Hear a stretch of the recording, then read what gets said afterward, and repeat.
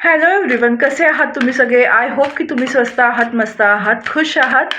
आज आज आपण बघणार आहोत फुल मून आहे, पौर्णिमा आहे.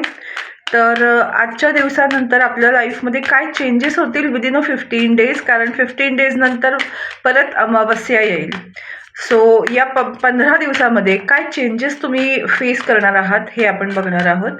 आय होप की तुम्ही मला मिस केलं असेल. दोन दिवस मी व्हिडिओज बनवले नाही आहेत, माझी हेल्थ ठीक नव्हती त्याच्यामुळे. So a time to give rather than take. आता आता तुमच्या लाईफमध्ये असे चेंज होतील की जर इतके दिवस तुम्हाला लोकांकडनं घ्यावं लागत होतं, कुणाची हेल्प, कुणाकडनं इमोशनल, फायनान्शियल, फिजिकल हेल्प, तर डेफिनेटली आता टाईम असा येणार आहे विदिन 15 डेज की तुम्ही अशा पोझिशनमध्ये येणार आहात. म्हणजे मला हे 6 ऑफ पेंटिकल दिसतंय की जर तुम्ही घेणाऱ्याच्या पोझिशनमध्ये होता तर आता देणाऱ्याच्या पोझिशनमध्ये येणार आहात. कारण तुम्हाला सांगितलं जातंय की आता असा टाईम येणार आहे तुमच्या लाईफमध्ये की तुम्ही तुमच्या लाईफमध्ये एक सॅटिस्फॅक्शन गेन करणार आहात. जेव्हा तुम्ही मेंटली सॅटिस्फाय होता तेव्हा तुमच्या लाईफमध्ये फायनान्शियली, इमोशनली ऑटोमॅटिक ते सॅटिस्फॅक्शन दिसायला लागतं. Surrender to the divine. Full मूनचंच कार्ड आलं आहे. Full moon, okay, only full moon. So आज जो आहे तो strawberry full moon, wolf full moon आहे. तर तुम्ही जे जे मॅनिफेस्ट कराल ते सगळं तुम्ही आपल्या लाईफमध्ये डेफिनेटली मॅनिफेस्ट करू शकाल. बरोबर आहे. सो तुमची स्वप्नांबाबतीत पॉझिटिव्ह राहा आणि युनिवर्सकडे सरेंडर करा. मेहनत करत राहा. ऑफकोर्स मेहनत करत राहिला आणि रिझल्टला सरेंडर केलं तर डेफिनेटली तुमचे गोष्ट नक्कीच पूर्ण होईल. ॲडजस्टमेंट्स आर रिक्वायर्ड. तर काही ॲडजस्टमेंट करायला तुम्हाला सांगितलं जातील काही सिच्युएशनमध्ये, तर तेवढं करायचं, सरेंडर करायचं की तुमच्यासाठी योग्य असेल तर ती ॲडजस्टमेंट तुमच्याकडनं केली जाईल. तुम्ही असं इंटेन्शन देऊन तुमच्या लाईफमध्ये पुढे चालायला लागा. Be bold and make first move.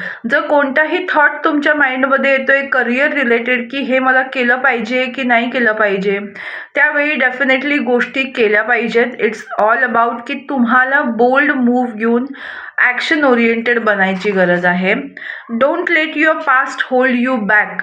पास्टमधल्या काहीही आठवणी, गोष्टी, पॅटर्न तुम्हाला आता पुल बॅक करू इच्छितात तर त्यामध्ये फसायचं नाही. ट्रिगर वॉर्निंग आहे की तुम्हाला परत काहीतरी पास्टच्या गोष्टी आठवतील आणि त्याच्यामुळे तुम्हाला त्रास होऊ शकतो. त्रास होणार, त्याला मी असं म्हणत नाही की त्रास होऊच द्यायचा नाही, ऑफकोर्स होणार, बट त्याचा टाईम पिरियड छोटा असला पाहिजे. त्या गोष्टींना एक्झॅजरेट करायची गरज नाही. थोडा वेळ त्या गोष्टींना फील करा आणि सोडून द्या. हे करणं खूप गरजेचं आहे, नाहीतर केतू तुम्हाला त्रास देईल. Communication is the key. तुम्ही कशा पद्धतीने बोलताय त्याच्यावर पुढचं तुमचं लाईफ जे आहे ते डिपेंड आहे. हे 15 डेज तुम्ही जर काळजी घेतली की तुम्ही कोणाला दुखवत नाही आहात, तुम्ही कोणाला वाईट बोलत नाही आहात, तुमच्या बोलण्यात तर तुम्ही कोणाला काही टोचत नाही आहात, कारण तुमचं बुध आणि शुक्र खराब होऊ शकतो. सो चांगलं बोला, चांगलं राहा. कुणाकडनं काही वाईट ऐकून घेऊ नका, उत्तर देऊ नका, न निघून जा. कारण तोंडावर ताबा ठेवायचा, जिभेवर ताबा ठेवायला तुम्हाला खूप सांगितलेलं आहे. आणि येस, बिलीव्ह इन इम्पॉसिबल. तुमची स्वप्न पूर्ण होतील, तुम्हाला वेज मिळणार आहेत, तुम्हाला स्वतःबद्दल एक गुड सॅटिस्फॅक्शन मिळणार आहे. फक्त शर्त एकच आहे की गोष्टींमध्ये तुम्ही कसं बोलताय ते इम्पॉर्टंट आहे. सो हेच होतं छोटंसं रीडिंग. तुम्हाला कसं वाटलं मला नक्की कळवा. माझा यूट्यूब चॅनल दी एम्प्रेसला लाईक, शेअर आणि सबस्क्राईब करायला बिलकुल विसरू नका. Thank you so much. God bless you all. Take care. Bye.